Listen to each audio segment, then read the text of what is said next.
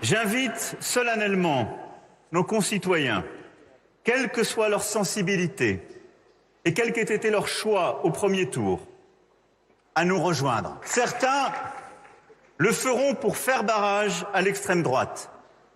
Et je suis pleinement conscient que cela ne vaudra pas soutien du projet que je porte, et je le respecte. Le 24 avril, vous m'avez renouvelé votre confiance en m'élisant président de la République. Vous l'avez fait sur le fondement d'un projet clair et en me donnant une légitimité claire.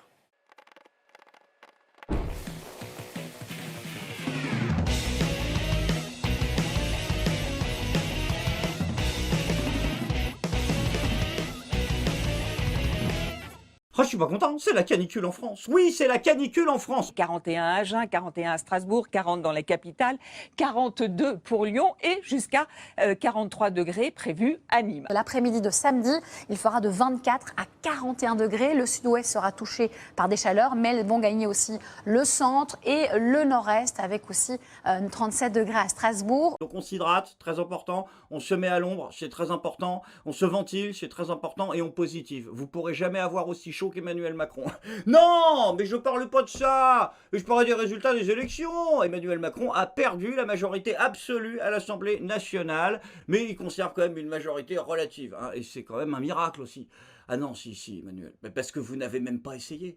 Même Jean-François Copé, il a dit que vous ne méritiez pas de gagner. Oui, vous avez proposé une alliance après. C'est Jean-François Copé, ça marche pas pareil. Non, mais d'un moment, vous n'avez même pas fait le moindre effort. Et c'est pour ça qu'LREM se prend une veste. C'est parce que ils ont cru que c'était déjà gagné. Faire avancer le pays. Faire avancer notre pays. Pour pouvoir avancer. Avancer pour notre pays. On a envie que la France avance. Pour avancer. Nous devons trouver le moyen d'avancer au Parlement. Continuer d'avancer vite pour le pays. On a vraiment le devoir d'avancer pour l'intérêt général. Faire avancer les textes, le pays. Toutes les bonnes volontés qui ont envie que le pays avance, de faire avancer le pays. Avec tous ceux qui veulent faire avancer le pays. Votre programme, c'était de l'aléatoire. Vos députés, c'était de l'aléatoire aussi. Vous avez envoyé des gens au hasard. Si, c'était du hasard. Vous avez envoyé un pauvre garçon avec une tête de vendeur d'assurance face à une médaille de Fields qui a 162 QI. Mais vous êtes des assassins de faire un truc comme ça. Le mec, il s'est retrouvé tout seul. Forcément, vous l'avez lâché. Ah, l'hélico, il est parti.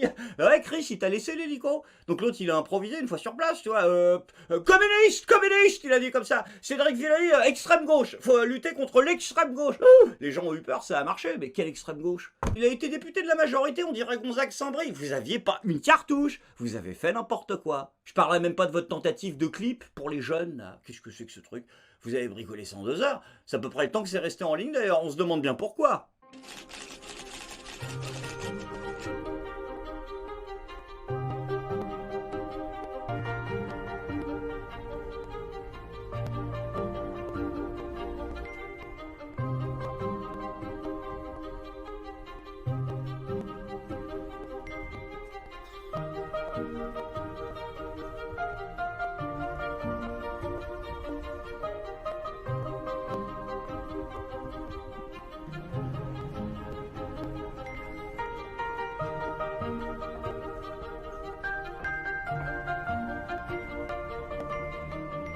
Mais c'est pas possible!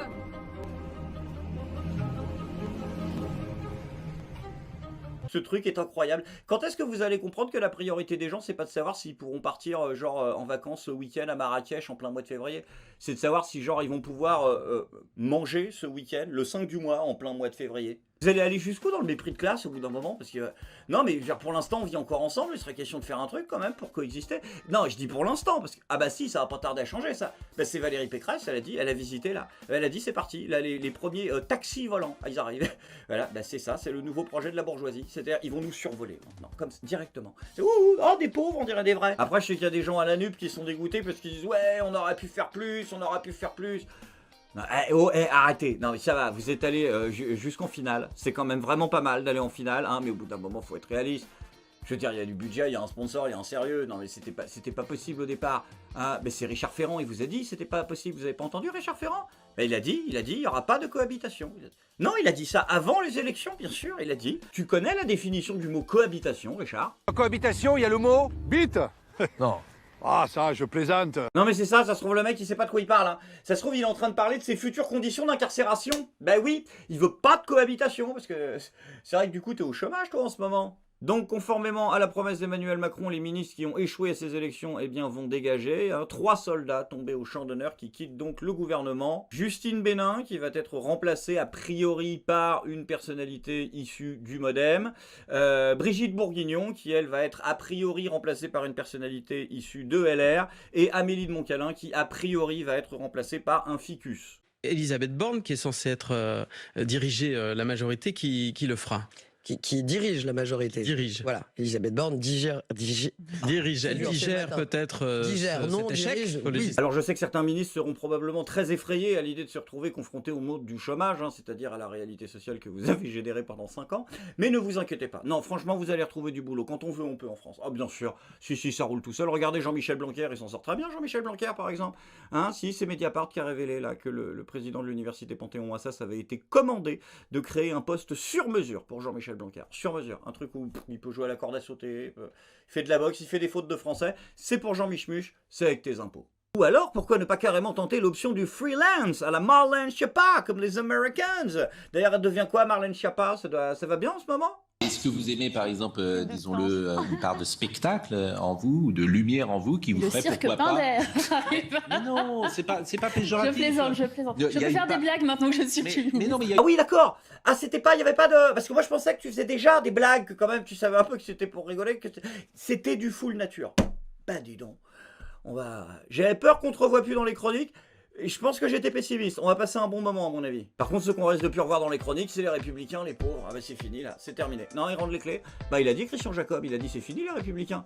Bah, bien sûr. Il a dit, avec la configuration actuelle, la réponse ne sera pas dans les combines et les magouilles. Bon bah si t'as pas besoin de combine et que t'as pas besoin de magouille, t'as pas besoin des Républicains. Non mais tu vois ce que je veux dire, le mec reconnaît lui-même qu'il sert plus à rien. Par contre pendant que je te tiens Christian, c'est pas genre au vu de la configuration actuelle, il faut pas magouiller, il faut être droit dans ses godasses. Normalement c'est tout le temps, voilà, je sais pas si tu l'avais vu, c'est dans les petites lignes en bas du contrat, mais je rappelle. Par contre là où je suis vraiment inquiet c'est au niveau de mes collègues, les éditorialistes politiques, comment vous allez faire ? Ben non, mais parce que là, du coup, vous allez devoir apprendre votre métier, pour commencer, déjà.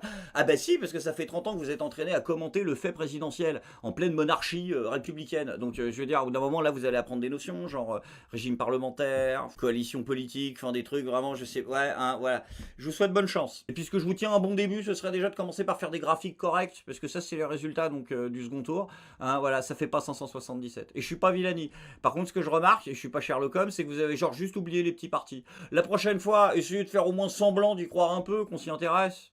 Sans transition les amis, c'est maintenant le moment de la bonne nouvelle du jour. Alors que c'est le capharnaüm électoral en France, soyez rassurés en ce qui concerne notre prestance internationale, notre diplomatie. Cette dernière n'est heureusement pas affectée et c'est pas le moment puisque nous sommes à l'heure de la guerre avec la Russie. News exceptionnelle, notre président Emmanuel Macron s'est rendu, tenez-vous bien, en Ukraine et franchement, waouh, ça a de la gueule. Ça, si c'est pas du mal alpha, ça, comment ça fait bander. Non, attends, ça fait vraiment bander par contre. Il y a un problème avec son zizi. C'est pas grave. C'est des comédiens, c'est normal. Ça arrive, c'est la coke. Non, on s'en fout. Le plus important, c'est que c'est la grande première sortie diplomatique de notre nouvelle ministre des Affaires étrangères. Donc là, c'est du sérieux. Là, on va voir l'image de la France. On va voir la compétence. On va voir le talent. On croise les doigts. C'est parti. Bonjour, Madame le Ministre. Quel est le climat en arrivant à Kiev? Magnifique. Il fait beau. La boulette. Oh là, c'est con. Non, on l'aurait tous fait. Franchement, non, on l'aurait pas tous fait du tout. Pas du tout. C'est ça le... Je suis très très inquiet. Je vous le cache pas. Je suis pas content.